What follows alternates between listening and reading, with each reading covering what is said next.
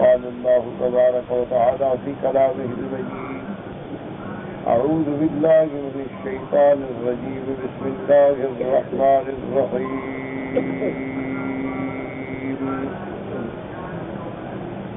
ولا تجعل يدك مغلولة إلى عنقك ولا تبسطها كل البسط فتقعد ملوما محسورا. تھوڑا دور رکھو نا، مائکروفون کے قریب ہے تو سیکھنے آئے گا. يدك مغلولة إلى عنقك ولا تبسطها كل البسط فتقعد ملوما محسورا. إن ربك يبسط الرزق لمن يشاء ويقدر إنه كان بعباده خبيرا بصيرا.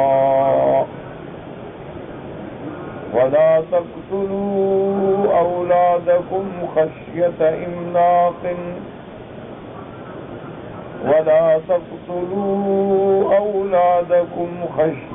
إملاق نحن نرزقهم وإياكم إن قتلهم كان خطأ كبيرا.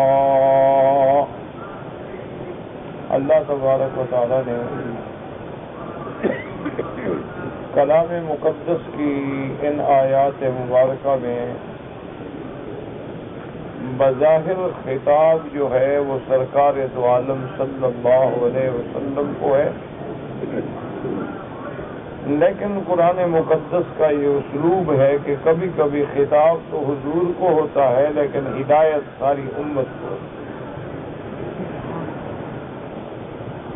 یعنی بظاہر آیت میں مخاطب صرف سرکار ہوتے ہیں، لیکن حکم جو ہے وہ ساری امت کے لیے ہوتا ہے. اور اس میں ایک حکمت ہے، اللہ چاہے تو جمع کے صیغے میں سب کو حکم دے دیں، یا ایھا الناس اعبدوا ربکم، سب کو حکم ہے. وَاعْبُدُوا اللَّهَ وَلَا تُشْرِكُوا بِهِ شَيْئًا، سب کو حکم ہے. وَقَضَىٰ رَبُّكَ أَلَّا تَعْبُدُوا إِلَّا إِيَّاهُ وَبِالْوَالِدَيْنِ إِحْسَانًا، سب کو حکم ہے. أَقِيمُوا الصَّلَاةَ وَآتُوا الزَّكَاةَ، سب کو حکم ہے.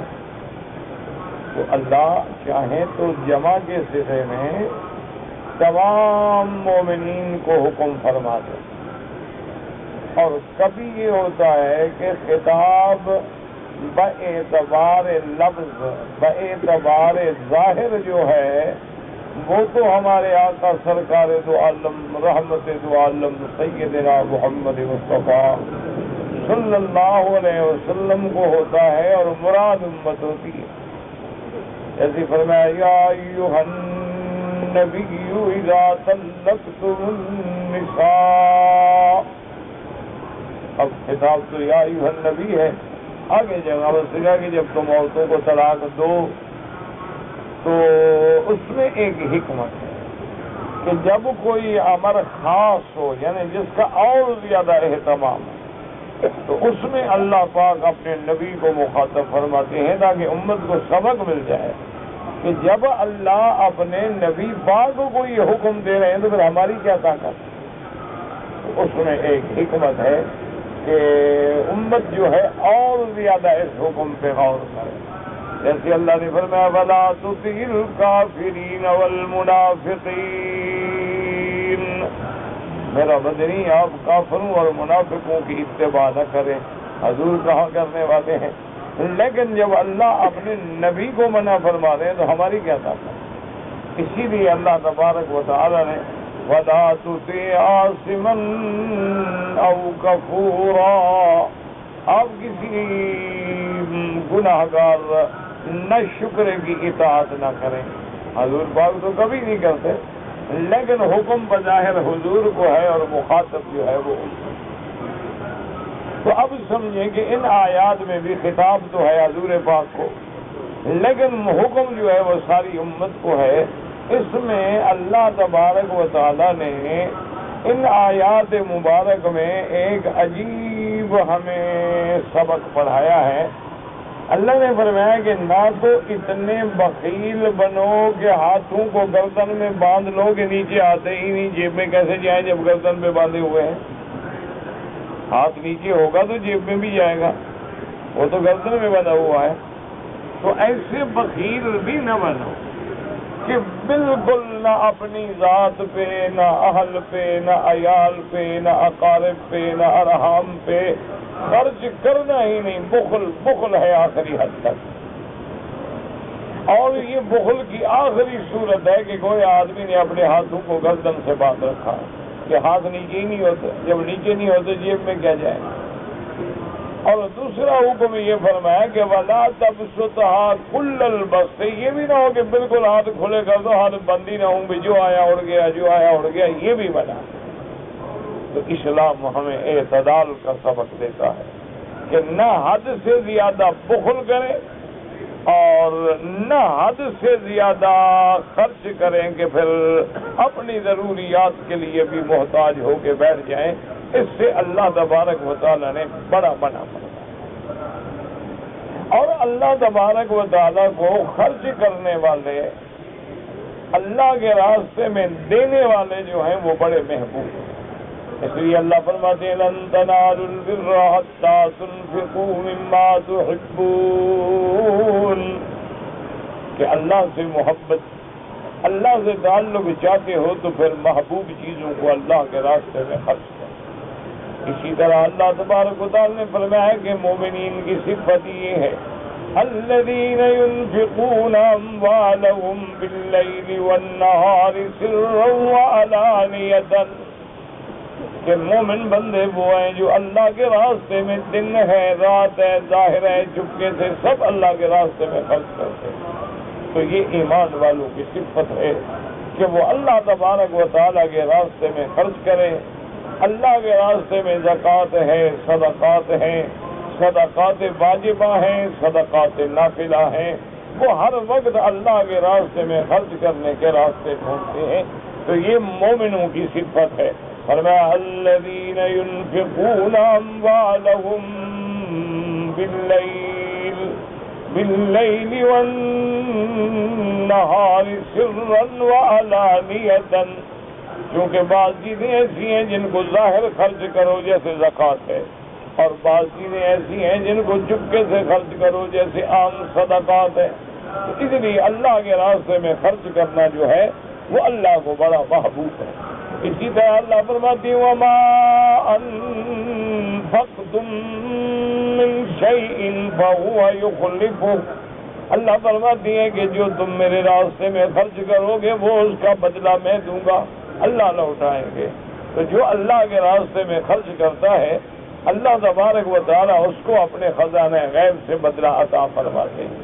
اسی لیے احادیث مبارک میں آتا ہے کہ جو آدمی زیادہ عمرے کرے اللہ اس کے رزق میں برکت ڈال دے۔ حالانکہ عمرہ کرنے سے تو خرچ ہوگا، ٹکٹ لے گا، آئے گا، کھائے گا، پیے گا، ہوٹل ہے، اخراجات ہے، لیکن فرمایا کہ جتنا زیادہ عمرے کرو گے اور زیادہ اللہ رزق عطا فرما دیں گے، کیونکہ اللہ تبارک و تعالیٰ کسی کا، بلکہ ایک حدیث مبارک میں یہ لفظ بھی آتے ہیں حجج النسک عمر تطر ینفیان الذنوب والفقر، حضور نے فرمایا کہ بار بار حج کرنا، بار بار عمرہ کرنا جو ہے گناہوں کو اور غریبی کو مٹا دیتے ہیں، گناہوں کو بھی مٹا دیتے ہیں اور فقر کو بھی مٹا دیتے ہیں۔ اللہ تبارک و تعالیٰ اپنی رحمت سے دروازے کھول دیتے ہیں۔ اسی طرح ایک حدیث مبارک میں ہے میرے آقا نے فرمایا ملکان ینزلان من السماء، روزانہ اللہ دو فرشتے بطور خاص آسمانوں سے اتارتے ہیں اور جو سارا دن یہ دعا کرتے ہیں اللہم آت لکل منفق خلفا وآت لکل ممسک تلفا، کہ یا اللہ جنہوں نے تیرے رستے میں خرچ کیا ان کو اور عطا فرما، اور یا اللہ جنہوں نے بخل کیا ان کے مال کو ہلاک و برباد کر دے۔ تو اللہ کے فرشتے وہ دعا کرتے رہتے ہیں کہ یا اللہ اپنے رستے میں دینے والوں کو اور عطا فرما دے۔ اور جو بخل کرتے ہیں ان کے مال میں طلب اور ہلاکت پیدا فرما دیں۔ اسی لیے میرے مدنی سرکار رحمت دو عالم رحمت دو جہاں سیدنا محمد رسول اللہ صلی اللہ علیہ وسلم فرماتے تھے انفق بلالا لا تخشى على ذی العرش اکلالا۔ حضور فرماتے بلال خرچ کرو خیرات کرو، بالکل نہ ڈرو، عرش والا ہمیں کبھی بھوکا نہیں رکھے گا۔ حضور صلی اللہ علیہ وسلم بلال خادم تھے نا، حکم دے دے کہ خرچ کرو اور اللہ کے راستے میں لٹا دو۔ اسی طرح ایک صحیح حدیث مبارک میں ہے کہ میرے آقا رحمت دو جہاں نماز کے لیے تشریف لے آئے، جب مؤذن نے تکبیر کہہ دی، حضور جماعت کو چھوڑ کے نماز شروع نہ کی اور فوراً واپس گھر تشریف لے گئے۔ تو تھوڑی دیر کے بعد آئے اور پھر آگے نماز پڑھائی، تو صحابہ حیران ہو گئے کہ ایسا تو حضور نہیں کرتے کہ تکبیر ہو جائے اور لوگ کھڑے رہیں اور حضور گھر چلے جائیں۔ تو صحابہ نے پوچھا کہ یا رسول اللہ کیا خیر تو ہے؟ فرمایا کہ ہاں تھوڑا سا ایک ٹکڑا سونے کا میرے گھر میں پڑا تھا، تو مجھے فوراً یاد آیا، میں نے کہا ما ینبغی لنبی، یہ نبی کی شان کو زیبانی کہ اس کے گھر میں سونا ہو، میں حکم دے کے آیا خیرات کرو۔ تو اللہ تبارک و تعالیٰ کو خیرات کرنے والے جو ہیں وہ بڑے پسند ہیں۔ اور اسی طرح اس حدیث سے مبارک میں اللہ کو خیرات وہ پسند ہے جو محبوب مال سے ہو، اور اس وقت کرو کہ جب اس کی تجھے ضرورت ہو۔ کیا معنی؟ جوان ہے، ہر آدمی کے خواہشات ہیں، لیکن اللہ کے راستے میں خرچ کر رہا ہے۔ جب بوڑھا ہو گیا اور سب کچھ جواب دے گیا پھر تو سب خیرات کرتے ہیں، اس وقت خیرات کرنے کا کوئی فائدہ نہیں ہوتا۔ خیرات کا فائدہ یہ ہے کہ جوانی ہے، ضرورت ہے، غرض ہے، لیکن دوسرے کو دے رہے ہیں۔ اسی فرمایا وَيُطْعِمُونَ الطَّعَامَ عَلَىٰ حُبِّهِ مِسْكِينًا وَيَتِيمًا وَأَسِيرًا۔ اللہ کے راستے میں باوجود اس کے کہ ان کو خود خواہش ہے، پھر بھی مسکینوں کو دیتے ہیں، قیدیوں کو کھلاتے ہیں، یتیموں کو کھلاتے ہیں، اور کچھ بدلہ نہیں چاہتے۔ انما نطعمکم لوجہ اللہ لا نرید منکم جزاء ولا شکورا۔ اللہ کے راستے میں خرچ کرتے ہیں اور اللہ کے راستے میں دیتے ہیں، تو ایسے لوگوں کے رزق میں اللہ برکتیں عطا فرماتے ہیں۔ بخل جو ہے یہ بڑی مذموم صفت ہے، بخل جو ہے یہ بڑی کبھی صفت ہے۔ اللہ ہر مسلمان کو بخل سے نجات عطا فرمائے۔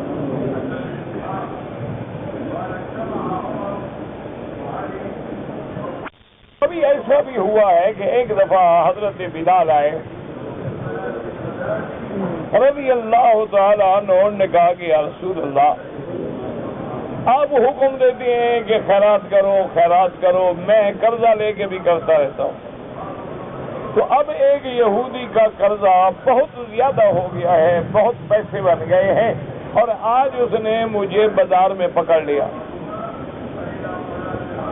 اس نے کہا کہ دیکھو بلال، یا تو میرے پیسے ادا کرو، اور اگر تم میرے پیسے نہیں دو گے نا تو میں تمہارے گلے میں کپڑا ڈال کے پھر تمہیں بیچ دوں گا کہ غلام ہے، اور تجھے بیچ کے اپنے پیسے لے لوں گا۔ تو نے کہا یا رسول اللہ، اللہ نے مجھے غلامی سے چھڑایا اور وہ بدبخت مجھے پھر بیچ دے گا، کیونکہ قرضہ تو میں نے دینا ہے اس کا۔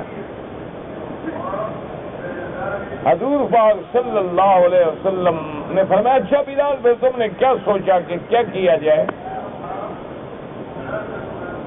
وہ سارا قرضہ تو حضور کے لیے لیا تھا نا، بلال کا تو نہ گھر تھا نہ مکان تھا نہ کچھ۔ تو حضرت بلال نے کہا کہ یا رسول اللہ، میں نے یہ سوچا ہے کہ آپ کے پاس بھی نہیں ہے کہ میرا قرضہ دے دیں۔ پھر میں نے یہ غور کیا ہے، میں نے یہ سوچا ہے کہ میں چھپ جاتا ہوں، میں مدینہ منورہ سے بھاگ جاتا ہوں، کہیں دور جا کے چھپ جاتا ہوں، اور جب اللہ آپ کو پیسے دے دیں، آپ کو اللہ کوئی رحمت فرما دیں تو قرضہ ادا کر دیں، اور مجھے پتہ لگے گا میں واپس آ جاؤں گا۔ کیونکہ جب میں مدینے میں نہیں ہوں گا تو یہودی کیسے پکڑے گا مجھے؟ حضور صلی اللہ علیہ وسلم مسکراتے رہے.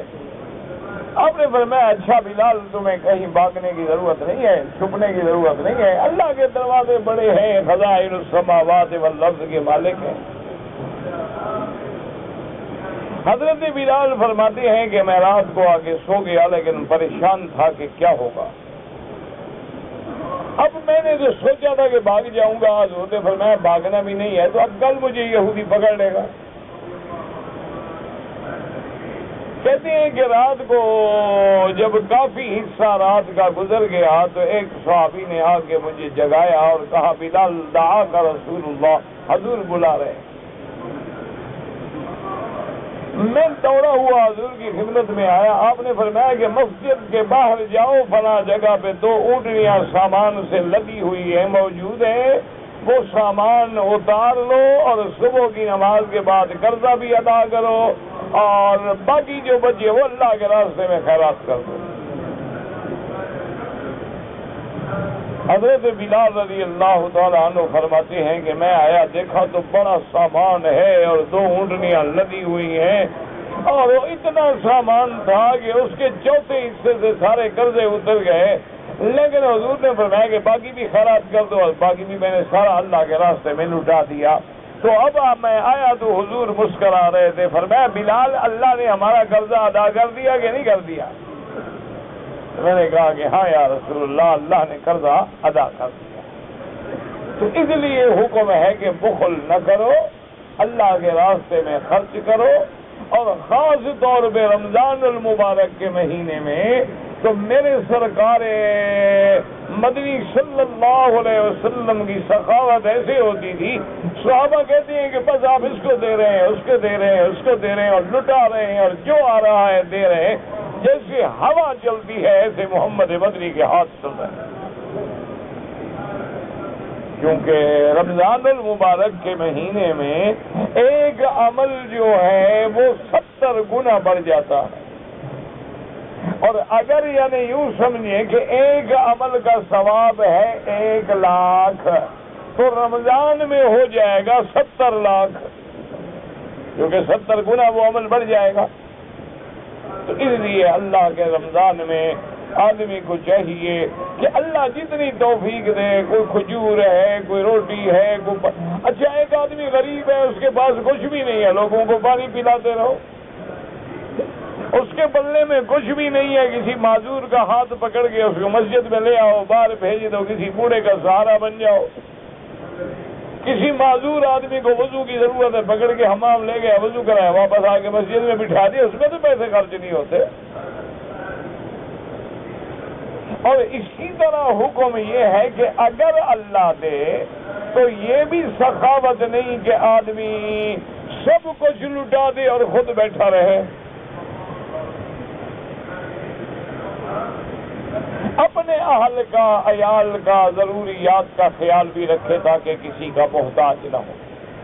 ہاں بعض لوگ ایسے ہوتے ہیں جو سب کچھ لٹا کے بھی اللہ پہ راضی رہتے ہیں تو ان کا مقام الگ ہے. جیسے کہ حدیث مبارک میں آتا ہے کہ ایک آدمی نے حضور کی خدمت میں سونے کا اتنا ڈلہ تھا، وہ پیش کیا کہ حضور یہ خیرات ہے. حضور نے غصے میں لے آ کے واپس پھینک دیا. صحابی کہتے ہیں کہ اگر وہ اس بندے کے سر میں لگ جاتا تو زخمی ہو جاتا. حضور نے فرمایا اللہ کے بندے آ جاتے ہیں، جو کچھ ہوتا ہے خیرات کر دیتے ہیں اور بعد میں گھر کے لیے بھیک مانگتے ہیں. یہ بھی خیرات، یہ بھی سخاوت نہیں ہے کہ بیوی بھوکھی ہے، گھر میں بچوں کو کھانا نہیں دیتا، کپڑا نہیں دیتا، ان کا خرچہ نہیں دیتا اور باہر جناب بڑی سخاوت کر رہا ہے. یہ کوئی سخاوت نہیں. اپنے والدین ہیں، رشتہ دار ہیں، اقارب ہیں، ارحام ہیں، بہنیں ہیں، چچا ہیں، خالہ ہے، خالائیں ہیں، وہ غریب ہیں، محتاج ہیں، لوگوں کو خرچ کر رہا ہے. یہ بھی پسند. سب سے پہلے والدین، اس کے بعد الاقرب فالاقرب، پھر جتنے تیرے قریبی رشتہ دار. اس کے بعد تیرے جیران، تیرے ہمسائے، تیرے محلے والے ہیں، اس کے بعد تیرے شہر والے ہیں، اور اس کے بعد تیرے ملک والے ہیں۔ ہاں اگر اس کے بعد جیسے حالات ہیں کشمیر میں، فلسطین میں، شیشان میں، کہ وہاں مسلمان زیادہ محتاج ہو گیا ہے، تو آپ ان کو بھی بھیج سکتے ہیں۔ اسی لیے حدیث مبارک میں آتا ہے کہ جب سیدنا ابو بکر سے رضی اللہ تعالی عنہ سے حضور پاک صلی اللہ علیہ وسلم نے پوچھا، غزوہ تبوک کے موقع پر آپ نے فرمایا کہ ابو بکر تم کتنا لے آئے ہو اللہ کے راستے میں؟ تو سیدنا ابی بکر رضی اللہ تعالی عنہ نے فرمایا، عرض کیا کہ یا رسول اللہ میں نے اپنے گھر میں ایک تھیلا بھی نہیں چھوڑا، جو کچھ تھا سارا اٹھا کے حضور کے دروازے میں لے آیا۔ تو حضور نے قبول فرما لیا اور انکار بھی نہیں کیا، چونکہ حضور جانتے تھے کہ سیدنا ابی بکر سب کچھ لٹا کے بھی اللہ پہ راضی رہے گا۔ اسی لیے ایک روایت میں آتا ہے کہ ایک دن سیدنا ابی بکر رضی اللہ تعالی عنہ نے ایک ایسا لباس پہنا ہوا ہے کہ بٹن بھی نہیں ہے، اس میں کانٹے لگائے ہوئے ہیں۔ حالانکہ حضرت ابو بکر تو مکے کے بہت بڑے امیر آدمی تھے، بہت بڑے امیر، بہت بڑے تاجر، بہت بڑے صاحب ثروت، صاحب دولت، لیکن اللہ کے راستے میں لٹا کے کبھی کبھی ایسے بھی حالات ہو گئے کہ اپنے لیے بھی کچھ نہیں۔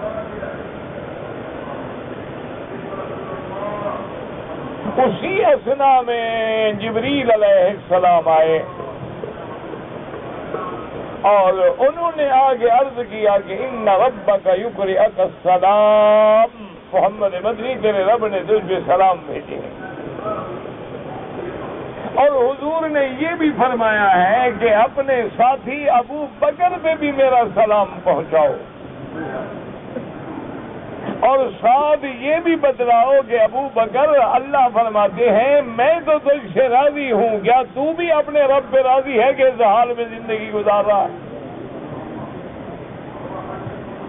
تو حضور پاک نے جب فرمایا کہ ابا بکر ان ربک یقرئک السلام، تیرے رب نے تجھ پہ سلام بھیجے ہیں، تو حضرت ابو بکر نے کہا سمانی من فوق العرش، اللہ نے عرش سے میرا نام لے کے سلام بھیجے ہیں۔ حضور نے فرمایا سما کا، تیرا نام لے کے سلام بھیجے۔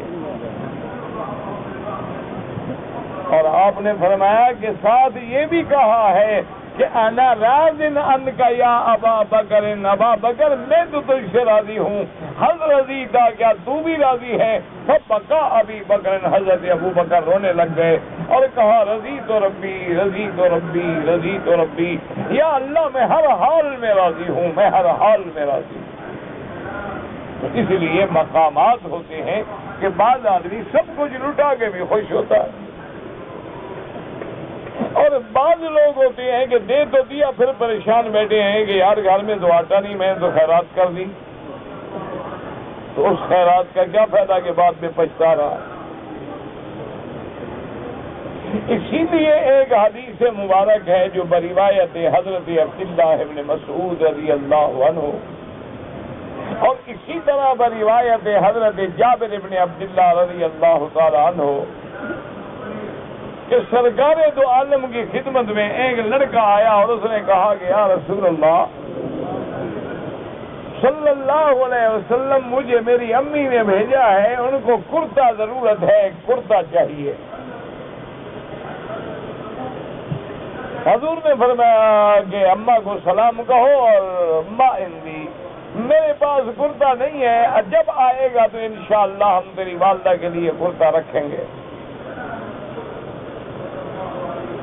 وہ لڑکا چلا گیا، تھوڑی دیر کے بعد واپس آیا، اس نے کہا کہ میری اماں کہتی ہے جو کرتا آپ نے پہنا ہوا یہی مجھے دے دو، یہ تو ہے نا آپ کے پاس۔ تو حضور پاک نے وہ کرتا اتار کے اس کو دے دیا۔ اسی طرح ایک روایت مبارک میں آگے یہ الفاظ بھی ہیں کہ نماز کے لیے جب دیر ہو گئی صحابہ نے پتہ کیا تو حضور کے پاس کرتا ہی نہیں ہے، حضور گھر بیٹھے ہیں بغیر کپڑے کے.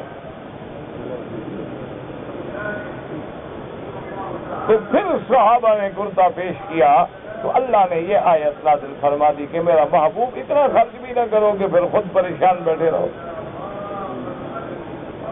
تو یہ تعلیم ہے حضور صلی اللہ علیہ وسلم کی امت کی. اسی طرح دیکھیں کہ سیدنا عثمان رضی اللہ تعالی عنہ، ان کی دولت، دنیا، مال سب اللہ کے راستے میں تھا.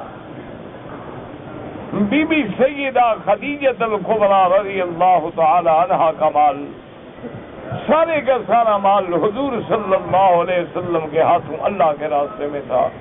تو ہمیں دو سبق ملے کہ بخل بھی نہ کرو اور حد سے بھی نہ بڑھو. بخل کرو گے تو پھر وہ بھی ایک مذموم حرکت ہے، اور اگر حد سے بڑھو گے تو پھر خود پریشان ہو جاؤ گے. ان باتوں کے بعد میرے اللہ نے ایک فیصلہ بھی فرما دیا. ان ربک یبسط الرزق لمن یشاء ویقدر انه كان بعباده خبيرا بصيرا. اللہ نے فرمایا کہ ان ربک، تیرا رب ہے جس کے لیے چاہے رزق کھول دے، جس پہ چاہے رزق تنگ کر دے. آپ کام کریں لیکن عقیدہ یہ رکھیں کہ رزق بڑھانے والا بھی اللہ ہے اور کم کرنے والا بھی اللہ ہے. آپ دیکھتے ہیں کہ بہت سارے جاہل لوگ ہیں جن کو انگوٹھا مارتے ہیں، لکھنا نام لکھنا بھی نہیں آتا، کروڑوں میں کھیلتے ہیں، اور علماء ہیں جو لوگوں کی روٹیوں پہ پلتے ہیں بیچارے. کوئی خیرات دے گیا، کوئی زکوٰۃ دے گیا، کوئی صدقہ دے گیا، کوئی کپڑا دے گیا. تو یہ ایک اللہ کا نظام ہے. اسی طرح سب کا روایات میں بھی ایک روایت آتی ہے، اللہ کا فرمان ہے کہ یا ابن آدم خلقتک لعبادتی فلا تلعب. اے آدم کے بیٹے، میں نے تجھے اپنی عبادت کے لیے پیدا کیا ہے، کھیل کود میں وقت ضائع نہ کر. وَقَسَّمْتُ رِزْقَكَ فَلَا تَتَعَبْ، اور تیرا رزق ہم نے لکھ دیا ہے، بلا وجہ پریشان نہ ہو. جس کا ہم نے جو لکھ دیا ہے وہی ملے گا. نَحْنُ قَسَمْنَا بَيْنَهُمْ مَعِيشَتَهُمْ فِي الْحَيَاةِ الدُّنْيَا، ہم نے تقسیم کر دیا ہے. ایک آدمی ٹیلی فون پہ بیٹھ کے لاکھوں کما لیتا ہے، ایک سارا دن پتھر توڑتا ہے اور شام کو 50 ریال ملتے ہیں. یہ اللہ کا نظام. اور دوسری بات یہ سمجھیں کہ کسی کو اللہ پہ اعتراض کرنے کا حق نہیں. کیوں؟ اللہ کی مخلوق ہے. اللہ جس کو زیادہ دے، جس کو تھوڑا دے. اور تیسری بات یہ ہے کہ اللہ جاننے والے ہیں کہ کون زیادہ کا مستحق ہے اور کون زیادہ کا مستحق نہیں. اللہ جانتے ہیں. بہت سارے غریب لوگ ہیں، سوچتے ہیں ہم غریب ہیں لیکن ان کو دولت مل جائے تو وہ تماشے دکھائیں کہ حیران ہو جاؤ. تو یہ اللہ کا نظام ہے. اسی لیے شیخ سعدی نے ایک مثال دی ہے نا، اس نے کہا اللہ کا شکر ہے کہ اللہ نے چیونٹیوں کو پر نہیں دیے. شیخ سعدی مثال دے کے مسئلہ سمجھاتے تھے، فرماتے ہیں کہ اللہ کا شکر کرو یہ جو چیونٹیاں ہیں نا چھوٹی چھوٹی، ان کو پر نہیں ملے. ان کے پر ہوتے تو چڑیا کا ایک بچہ بھی نہ بچتا. تو اگر اللہ نے کسی کو غریب رکھا ہے تو حکمت ہے، اور امیر بنایا ہے تو حکمت ہے، اور طاقتور بنایا ہے تو حکمت ہے، کمزور بنایا ہے تو حکمت ہے. یہ اس کی حکمتیں ہیں جو ہماری سمجھ سے بالا تر ہوتی ہیں. اگر اس کی گناہ کو اللہ کھول دے تو پھر پتہ لگے کہ فیصلہ اسی کا بنا دے.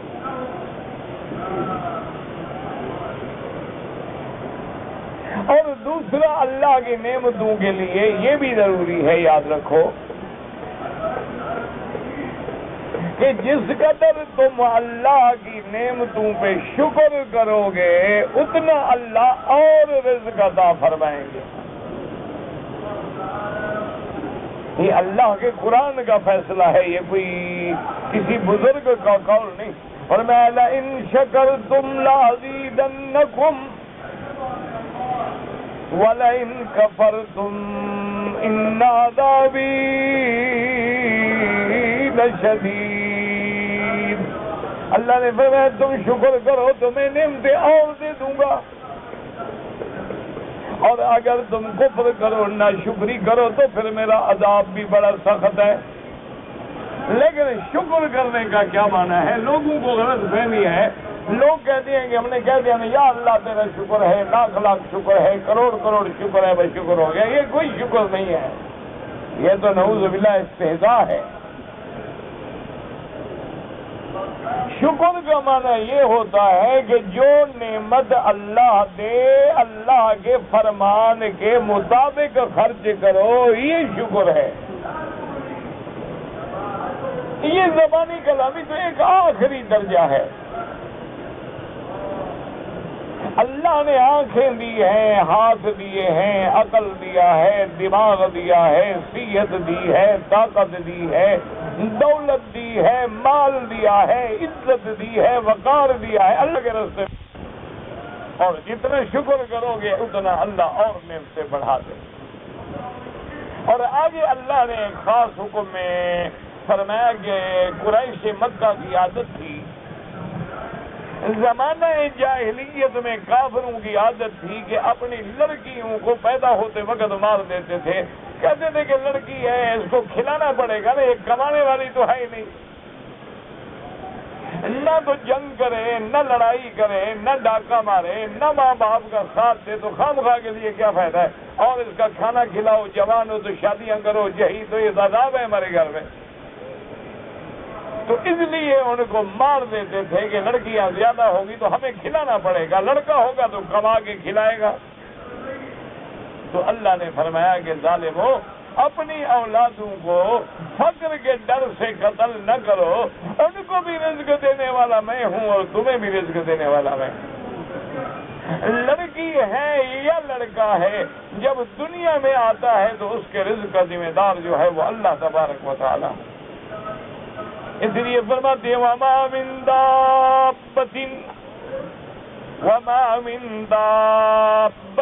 فِي الْأَرْضِ إِلَّا عَلَى اللَّهِ رِزْقُهَا۔ مَا مِن دَابَّةٍ یعنی يَدُبُّ عَلَى الْأَرْضِ، کوئی چیز زمین پہ چلنے والی ہے اس کے رزق کا ذمہ دار میرا اللہ ہے۔ اسی طرح فرمایا إِنَّ اللَّهَ هُوَ الرَّزَّاقُ ذُو الْقُوَّةِ الْمَتِينُ۔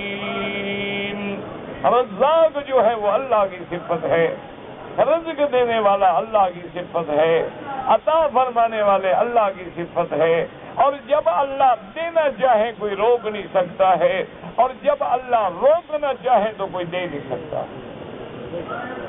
اسی لیے آپ دیکھیں کتنی اللہ کی مخلوق ہے جو پانی میں ہے، سمندروں میں ہے، ان کو رزق کون دیتا ہے؟ یعنی صرف دریاؤں میں، سمندروں میں مچھلیاں دیکھیں، مخلوق دیکھیں اللہ کی جو پانی میں رہتی ہے، ان کے رزق کا انتظام کرنے والا کون ہے؟ کتنے جنگلوں میں جانور ہیں، اچھا بعض جانور ایسے ہیں کہ ماں سوا گوشت کے کچھ کھاتے ہی نہیں،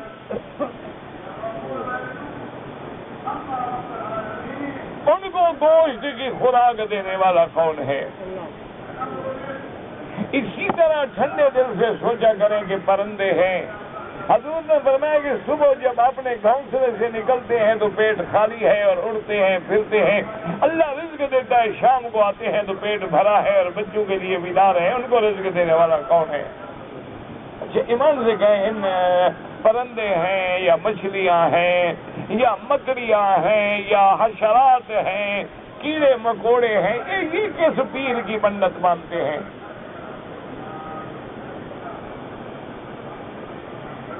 کس پیر سے تویز دھاگا لیتے ہیں ان کے رزق میں برکت ہو جاتی ہے؟ اچھا خدا کی شان دیکھو کہ بکری جو ہے حلال ہے، لیکن بکری کے زیادہ سے زیادہ 2 بچے پیدا ہوں گے، 3 ہو جائیں گے۔ اچھا دیکھیں کتی جو ہے وہ حرام ہے، نجس ہے، اس کے 7 بچے پیدا ہو جاتے ہیں، اس سے کس سے دھاگا ملتا ہے اس کو؟ کوئی عقل کریں، نظام ہے میرے اللہ کا۔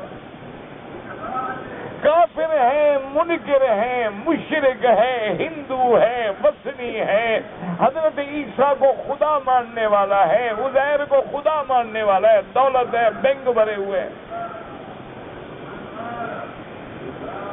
اس کے مقابلے میں مومن ہے، اللہ کے راستے میں رات دن عبادت میں ہے، اطاعت میں ہے، فرما برداری میں ہے، قربانی میں ہے، جہاد میں ہے، جان بچانا مشکل ہے۔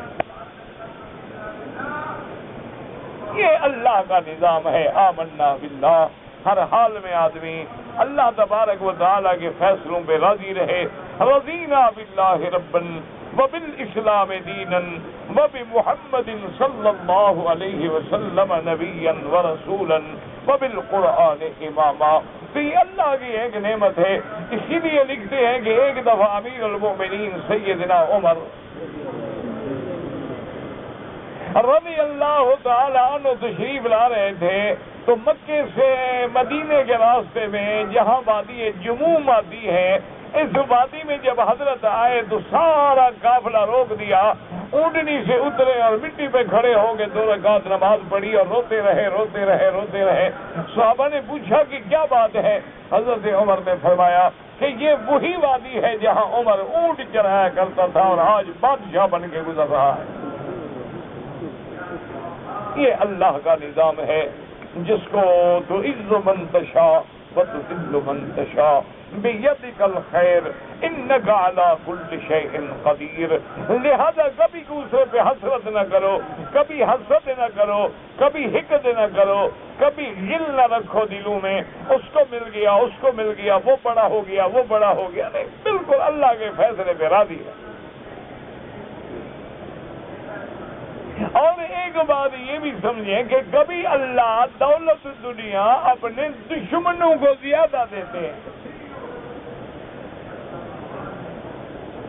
یہ بھی اللہ کی حکمتیں ہیں۔ دیکھیں قارون ہے، نمرود ہے، فرعون ہے، ابی جہل ہے، ولید بن المغیرہ ہے، عتبہ ہے، شیبہ ربیعہ ہے، اس کے مقابلے پہ بلال ہے، سلمان ہے، ابی ذر ہے، مقداد ہے، عمار ہے۔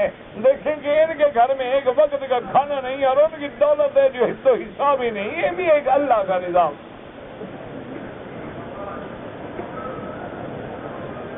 اسی لیے قرآن پاک نے واقعہ لکھا ہے کہ ایک دن قارون جو ہے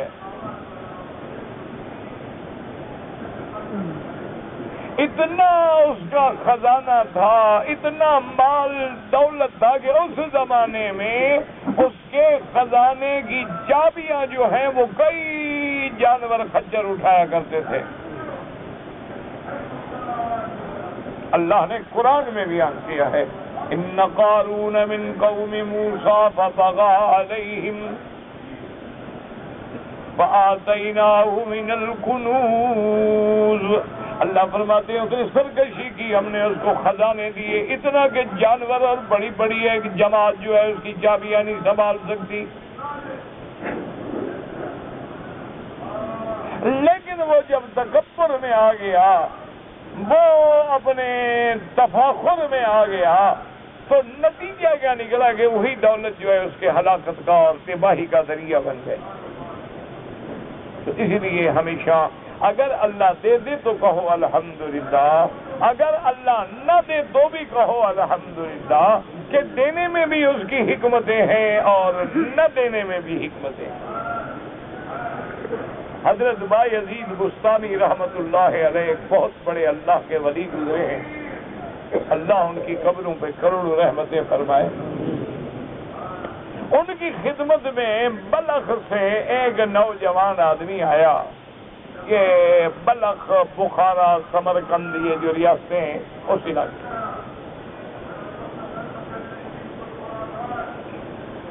کی خدمت میں آیا تو وہ بھی اللہ والا تھا. اللہ والے پھر اللہ والوں کو پہچانتے ہیں. جیسے دولت والا دولت والے کو پہچانتا ہے, مولوی مولوی کو پہچانتا ہے, خطیب خطیب کو پہچانتا ہے, تاجر تاجر کو پہچانتا ہے. تو وہ جب آئے تو حضرت بایزید فرماتے ہیں کہ مجھے معلوم ہوا کہ ماشاءاللہ یہ بھی اللہ والا آدمی آ کے لنگر میں ٹھہرا. ایک دن فارغ بیٹھے ہوئے تھے تو اس نے مجھ سے حال احوال پوچھا کہ کیا حال ہے حضرت, کیسے گزر رہی ہے. تو میں نے کہا کہ بیٹا اللہ کی بڑی رحمت ہے, مل جاتا ہے تو اللہ کا شکر کرتے ہیں اور نہیں ملتا ہے تو صبر کرتے ہیں. کہ اگر ہمیں اللہ دے دیتے ہیں, مل جاتی ہے نعمت الحمدللہ, اور اگر نہ ملے صبر. تو وہ ہنسنے لگ گیا اور نوجوان لڑکا جو تھا نا ہنس پڑا. تو حضرت بایزید فرماتے ہیں میں حیران ہو گیا اللہ کا بندہ ہنستا کیوں ہے. میں نے کہا بیٹا ہنستے کیوں؟ میں نے کہا ہمارے بلخ کے علاقے میں کتوں کا بھی یہی حال ہے.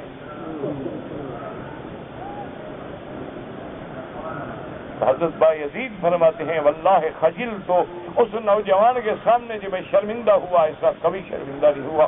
میں نے کہا کیا مطلب؟ کہنے لگا ان کو بھی ہڈی ڈال دو کھا لیتے ہیں, نہ ڈالو بیٹھے رہتے ہیں. یہ کوئی بہادری تو نہ ہوئی کہ مل جائے تو شکر کرو, نہ ملے تو صبر کرو, نہ صبر کرو تو کیا کرو گے, جاؤ مارو ٹکر پہاڑ میں سر پھاڑ لو. تو میں نے کہا ابھی تمہارے بلخ میں جو اولیاء اللہ ہیں ان کا کیا مقام ہے؟ انہوں نے کہا مل جائے تو دوسروں کو دے دیتے ہیں اور نہ ملے تو شکر کرتے ہیں.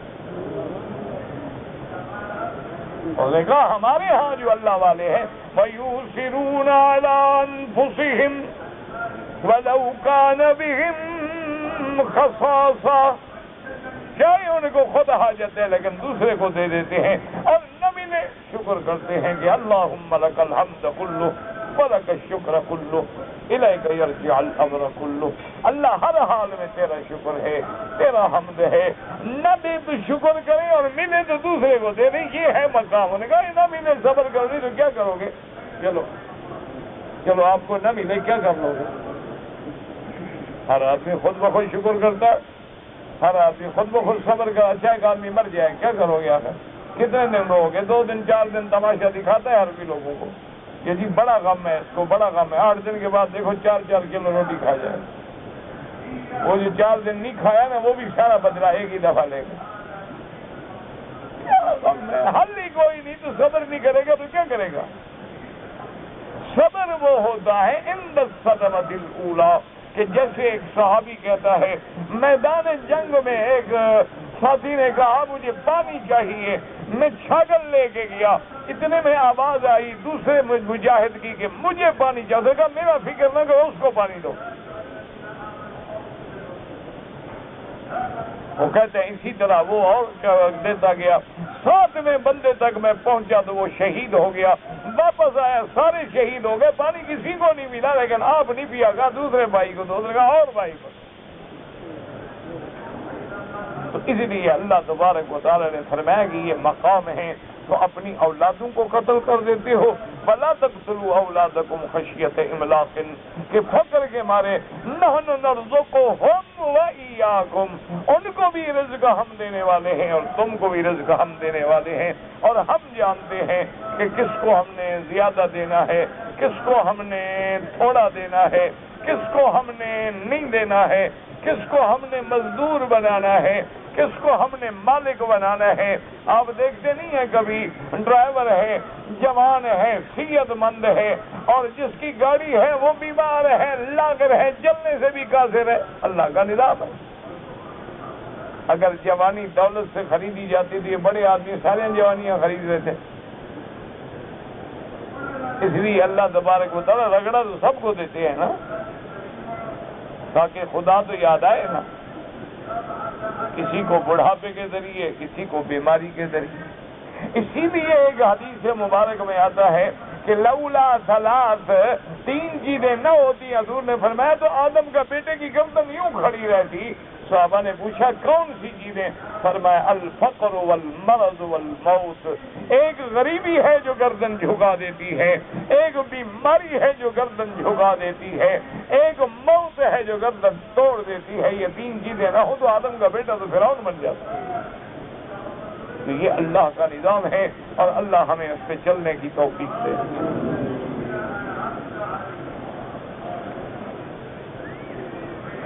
بہرحال میرا بھائی، اگر 2 ایکڑ رقبہ مہر میں آپ کے والد نے منظور کر لیا، والد نے 2 ایکڑ زمین اپنے نام منتقل کرنے کا مطالبہ کیا، تو بہرحال گزارش یہ ہے کہ اگر اللہ نے آپ کو دولت دی ہے تو آپ کے والد کی ذمہ داری نہیں ہے کہ آپ کا مہر بھریں، آپ خود ادا کریں. اور اگر آپ کے پاس نہیں ہے اور والد نے آپ پہ خرچ کر دیا ہے تو والد کو بھی چاہیے کہ اولاد سے واپس نہ لے، کہ اولاد ہے. جیسے اولاد پہ والدین کا نفقہ واجب ہے، اسی طرح والدین پہ بھی اولاد کا خرچہ واجب ہے، لیکن ان حالات میں کہ اگر نہ ہو. اگر اللہ نے تجھے دیا ہے پھر اپنی حق المہر خود ادا کرو. یہ تو نہیں کہ تمہاری حق المہر وہ بھی تمہارا ماں باپ بھرے. کہتے جی کہ اگر ہم بینک سے قرضہ لے کے کاروبار کریں ناجائز ہے، کیونکہ بینک کبھی سود کے بغیر قرضہ نہیں دیتے، اور سود جو ہے وہ بہت بڑی لعنت ہے. چھوٹا کاروبار کر لو لیکن سود والا کاروبار نہ کرنا. یہ بینک جو ہے اور سود ایسی لعنت ہے کہ آپ جب قرضہ لیتے ہیں نا، اگر آپ بینکوں سے قرضہ نہ لیں نا، بینک والے بھاگ جائیں. یہ دیکھا نہیں، ورلڈ بینک ہیں اور IMF ہیں اور فلان ہیں اور فلان ہیں، ان سے اگر ملک قرضہ نہ لے تو یہ خود مر جائے. بینکوں کا تو طریقہ یہی ہے نا، آپ کو 2 لاکھ، اس کو 2 لاکھ، اس کو 10 لاکھ، اس کو 20 لاکھ، اس کو 50 لاکھ، اور اس کا سود جو ہے وہ گھر بیٹھے ہوئے کھا رہے ہیں سام بن کے. آپ ساری زندگی کماتے رہیں، سود سے نہیں نکلیں گے. یہ ہمارے لوگ جو ہے نا نوجوان، جو لاکھوں روپے خرچ کر کے اور چوری اور بغیر ویزے کے اور ذلیل ہو کے یورپ کے اور باہر کے ملکوں میں جاتے ہیں، لیکن وہاں ان کا پتہ ہے اشر کیا ہوتا ہے؟ 10 سال سے 12 گھنٹے ڈیوٹی کرتے ہیں، گھر آنے کے لیے ٹکٹ کے پیسے بھی نہیں ہوتے. وجہ کیا ہے؟ کار لے لی لیکن ہے قسطوں پہ، مکان لے لیا ہے قسطوں پہ، گھر میں پوری ڈیکوریشن کروا لی لیکن ہے قسطوں پہ، گاڑی کی انشورنس کروا لی ہے قسطوں پہ. جو مہینے میں کماتا ہے ساری قسطوں میں چلے جاتے ہیں. حضرت صرف چلتے پھرتے بس وہ برگر کھا کے گزارا کر رہے ہیں. ایک برگر لے لیا اور ایک ڈپسی کا ڈرم لے لیا اور اس کے بعد گزارا کر لیا. یہ ہے زندگی. رات کو جب سوتے ہیں اپنے اوپر بھی لعنت بھیجتے ہیں، کافروں پہ بھی لعنت بھیجتے ہیں، لیکن نکلنے کا حل کوئی نہیں. کہاں نکلے؟ اتنے جکڑے ہوئے ہیں. قرضہ دو گے تو جاؤ گے نا، قرضہ ادا نہیں ہو سکتا کہاں جاؤ؟ یہ تو بہترین طریقہ ہے نا بینک کا، کہ ساری دنیا کو اپنا نوکر بنا لو، کمائے لوگ، کھاؤ تم. یہ یہودیت کا سب سے بڑا حربہ ہے.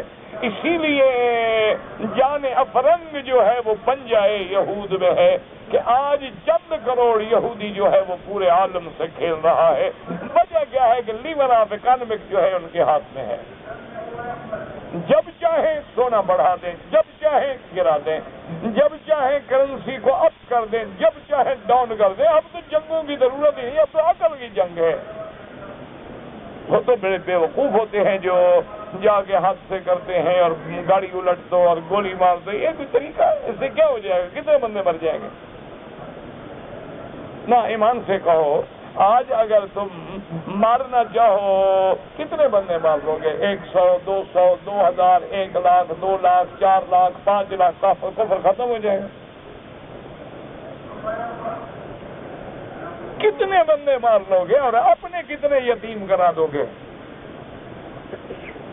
آج تو میرا بھائی سیدھی سی بات ہے کہ دعا کرو کہ اللہ اسلام کے ملکوں کو، اسلام کی قیادتوں کو قوت دے، طاقت دے، علم دے کہ وہ علم سے اور قوت سے اور جدید علوم سے اور عصری علوم سے اور ٹیکنالوجی سے میدان میں آئیں اور اسلام کی قوت کو آگے بڑھائیں۔ اس لیے حضور نے فرمایا اللہ کے قرآن میں بھی کیا ہے کہ اپنے اندر قوت پیدا کرو تاکہ تم دشمنوں کو ڈرا سکو۔ اب تو تم ڈرتے ہو تو لڑو گے کیا؟ ہم خواہ بیٹی، یہ تو بے وقوفی والی بات ہوتی ہے کہ چلو بھائی میں چونکہ مقابلہ نہیں کر سکتا لیا دیوار میں ٹکر مار دو، یا دیوار ٹوٹ جائے گی یا سر پھٹ جائے گا، یہ کو بات ہے۔ آپ کو پتا ہے کہ یہ جو آپ پیتے ہیں نا پیپسی کولا، کوکا کولا، فینٹا، یہ مرنڈا، یہ بلائیں جو ہے، پتا ہے یہ 2 ارب ڈالر سالانہ اپنے مذہبی تنظیموں کو دیتے ہیں جو اسلام کے خلاف خرچ کرتے ہیں۔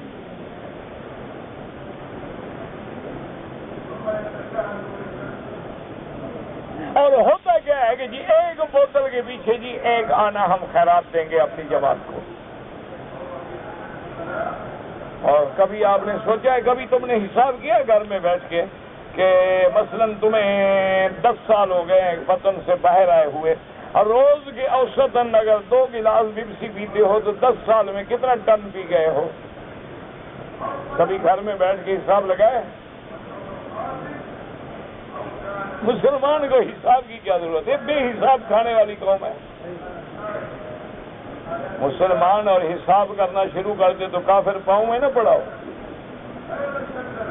یہ تو مسلمان ہے جی، بس کسی طرح دم مست کلندر، بس مسلمان کا ایک ہی کام ہے، انا للہ و انا الیہ راجعون۔ خدا سے دعا کرو اللہ نوجوانوں کو ہدایت دے، اللہ تبارک و تعالی ہمارے نوجوان خون کو عقل دے، اور ہمارے بڑے بڑے قیمتی سرمایہ ضائع ہو رہے ہیں، اور وجہ کیا ہے کہ نہ علم ہے نہ عقل ہے۔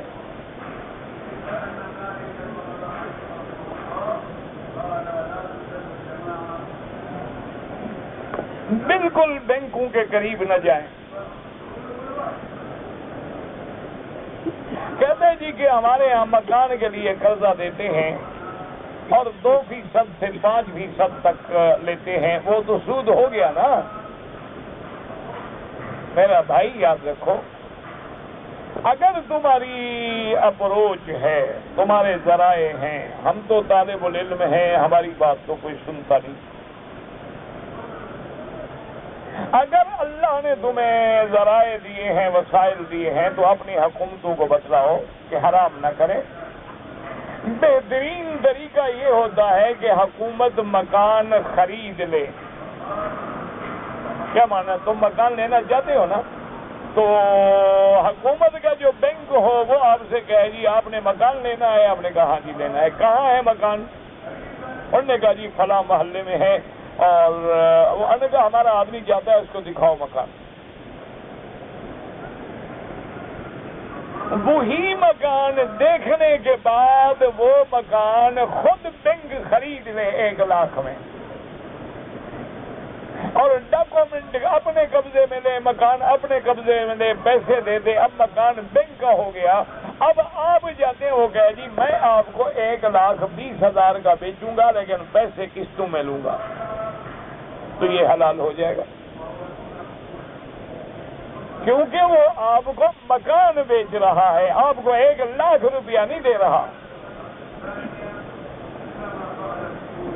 اور ایک یہ ہے کہ جی میں نے مکان بنانا ہے اور مجھے 1,00,000 قرض دے دو، انہوں نے کہا قرض لے لو 5% تم نے دینا ہے، میں وہ 1,00,000 لے کے شادی پہ خرچ کر دیتا ہوں، مکان بنتا نہیں، قرضہ بڑھتا رہتا ہے، باقی مکان بھی انشاءاللہ بک جاتے ہیں۔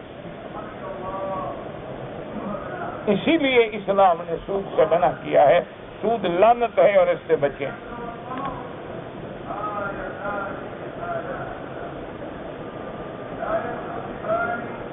اگر ایک رشتہ دار نے لڑائی کی، زیادتی کی، میرا بھائی اگر لڑائی دنیا کے لیے ہے، دنیاوی جھگڑا ہے، ایک دوسرے کو معاف کر دو، اور بولنا 3 دن سے زیادہ بولنا نہ چھوڑو۔ کہتے جی کہ آپ کی کیسٹیں کہاں ملتی ہیں؟ نہ میں نے کبھی بیچی ہیں الحمدللہ، اور نہ میں نے کبھی رکھی ہیں، بہرحال دکانوں پہ مل جائیں گی آپ کو۔ اگر طواف کی حالت میں حجر اسود کی طرف رخ کر کے بسم اللہ اللہ اکبر تب بھی جائز ہے، یا جیسے جا رہے ہو بسم اللہ اللہ اکبر تب بھی جائز ہے، کوئی مسئلہ نہیں۔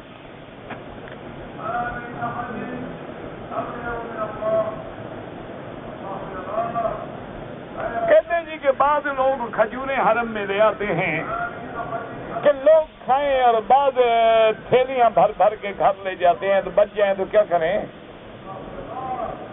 تم کھا جاؤ، جب بچے گی نہیں تو کیا لے جائے گا؟ اگر بچ جائے تو آخر کیا کریں؟ ضائع ہونے سے تو بہتر ہے کہ وہ گھر لے جائیں گے، غریب کو دیں گے، کو محلے والے کھا لیں گے۔ یعنی خیرات لوگ کرتے ہیں، اس کو تکلیف ہو رہی ہے کہ کیوں لوگ لے جاتے ہیں۔ بھائی تم تو نہیں لے آتے ہو نا، تمہاری تو نہیں لے جاتے، صبر کرو، خیر ہے، لوگوں کی ہے۔ اور ہمارا مسلمان اب دیکھیں گے نا رمضان شریف میں انشاءاللہ افطار کے بعد ٹنوں کے حساب سے یہ صفائی والے بیچارے گند نکالتے ہیں، یہ مسلمان ہیں، کھائیں گے اور قالین کے نیچے، کھائیں گے اور قالین کے نیچے، انا للہ و انا۔ تمہارے سامنے سفرے ہیں، تمہارے سامنے ڈبے رکھے ہوئے ہیں، تمہارے سامنے ڈرم رکھے ہوئے ہیں، تمہارے سامنے شاپر لگاتی ہے حکومت کی، ہر چیز اس میں ڈالو۔ جہاد اکبر جو افضل الجہاد اعلاء کلمۃ الحق، اور جہاد اپنے نفس سے کرو، اور اصل جو جہاد ہے وہ بادشاہ اسلام خلیفۃ المسلمین کے اعلان اور حکم کے مطابق ہوتا ہے۔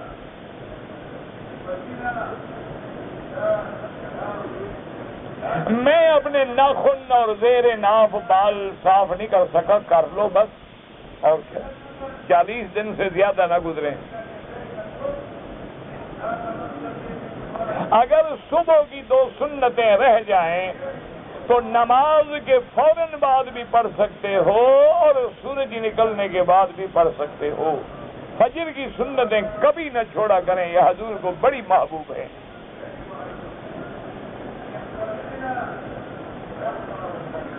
میں نے ظہر کی نماز کا وضو زمزم سے کیا، بالکل جائز ہے، کوئی مسئلہ نہیں۔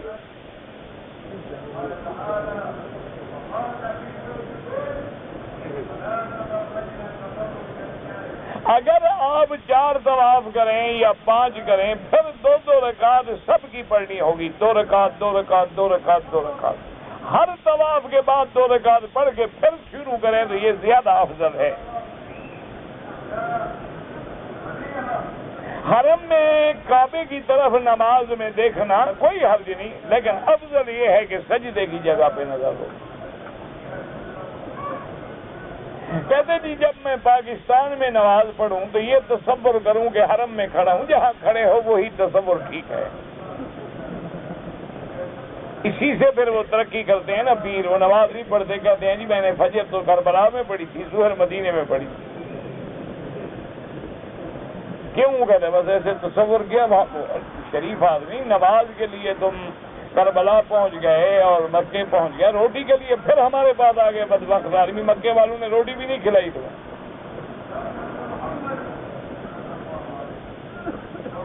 اگر اذان ثانی جو ہے وہ سنت ہے حضرت عثمان کی اور تمام صحابہ کا اجماع ہے۔ اگر میں اپنی پسند کی شادی کرنا چاہتا ہوں اور میرے والدین راضی نہیں ہوتے، اس کی وجہ یہ ہے کہ تم دل سے سوچتے ہو، والدین عقل سے سوچتے ہیں، اس لیے بات والدین کی مانو، یہ دل کی بات چند دنوں کے بعد ہوا نکل جائے گی۔ بات والدین کی تسلیم کرو، اسی میں بہتری ہے تیرے لیے۔ والدین تیرا مستقبل سوچتے ہیں، تیرے دماغ میں تو بھوت چڑھا ہوا ہے نا، عشق سے عین سے عقل گیا، شین سے شرم گئی اور قاف سے قرار گیا۔ تم تو بے قرار، بے شرم، بے عقل ہو، تمہارے فیصلے کا کیا اعتبار ہے؟ عاشق ہے نا بیچارہ۔ لو میرج جتنے ہوتی ہیں ان کا رزلٹ نہیں دیکھا تم نے؟ انشاءاللہ مہینے میں طلاق۔ جو لڑکی اپنے والدین کا حیا نہ کرے، ان کی عزت بیچ کے تیرے ساتھ راضی ہو رہی ہے، تیری عزت زیادہ ہے اس کو ساتھ، کوئی عقل کرو۔ تم اگر ماں کو اور باپ کو چھوڑ رہے ہو تو لڑکی نہیں سمجھتی کہ ایسا بے غیرت کل میرے ساتھ وفا کرے گا. ماں نے 9 مہینے پیٹ میں رکھا ہے، اس کی قدر نہیں کر رہا تو تمہاری کیا کرے گا؟ چند دن کی جوانی ڈلے گی کہ دفع ہو جاؤ. میں جناب نماز نہیں آتی سیکھو، اچھی بات ہے، کوئی شرم کی بات نہیں آتی نماز. کسی نمازی کے پاس بیٹھ جاؤ، تھوڑا تھوڑا سیکھ لو. کہتے جی کہ امام ابو حنیفہ کے معتقدین میں بریلوی بھی ہیں، دیوبندی بھی ہیں. جھگڑا کیوں ہے؟ جھگڑا بنیاد میں ہے. ایک ہوتا ہے نام لیتا ہے، جیسے ہر آدمی کہتا ہے میں مسلمان ہوں. پتہ ہے کتنے ہیں مسلمان؟ نماز نہ پڑھے مسلمان، حج نہ کرے مسلمان، زکوٰۃ نہ دے مسلمان، قرآن نہ پڑھے مسلمان، حلال نہ کھائے مسلمان. تو اس لیے بریلوی حضرات میں بدعات آ گئیں، اور ورنہ فقہ میں سب جو ہیں امام ابو حنیفہ کا قول لیتے ہیں. دعا کرو اللہ سب کو ہدایت دے.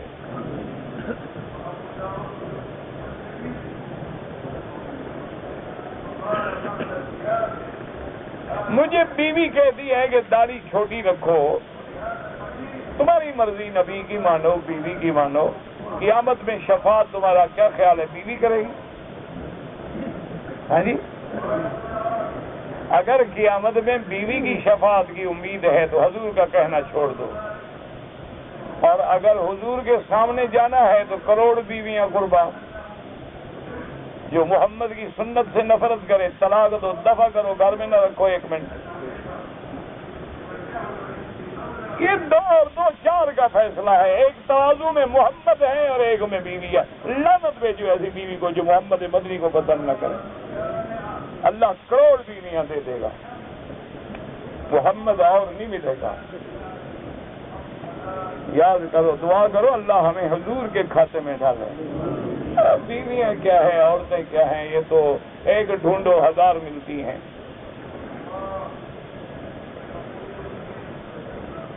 کہتے جی کہ حدیث میں ہے کہ کپڑا ٹخنوں سے اوپر ہے، عربی نیچے پہنتے ہیں. ہم نے عربوں کا کلمہ پڑھا ہے، ہم نے محمد مصطفیٰ کا کلمہ پڑھا ہے. عربی ہو دیا اور زیادہ پکڑا جائے گا. ہم حرم شریف میں چپل رکھ کے جاتے ہیں، گم ہو جاتی ہیں، واپسی پہ کیا کریں؟ اس کو کپڑا لپیٹو، بغل میں رکھو، نہیں گم ہوگی انشاءاللہ. لیکن دوسرے کا چپل نہ پہنو. بیوی نے کیس کر دیا، میں نے طلاق کے کاغذ بھیج دیے، پکا کام ہو گیا، بس فکر ہی نہ کرو. اتنی ہو گئی ہے، طلاق بھیج کے اب آئے مولوی سے مسئلہ پوچھنا. اب مولوی جا کے روک لے گا راستے میں. پکا کام ہو گیا، منہ سے نکلی طلاق ہو گئی. بیوی کو پہنچے یا نہ پہنچے.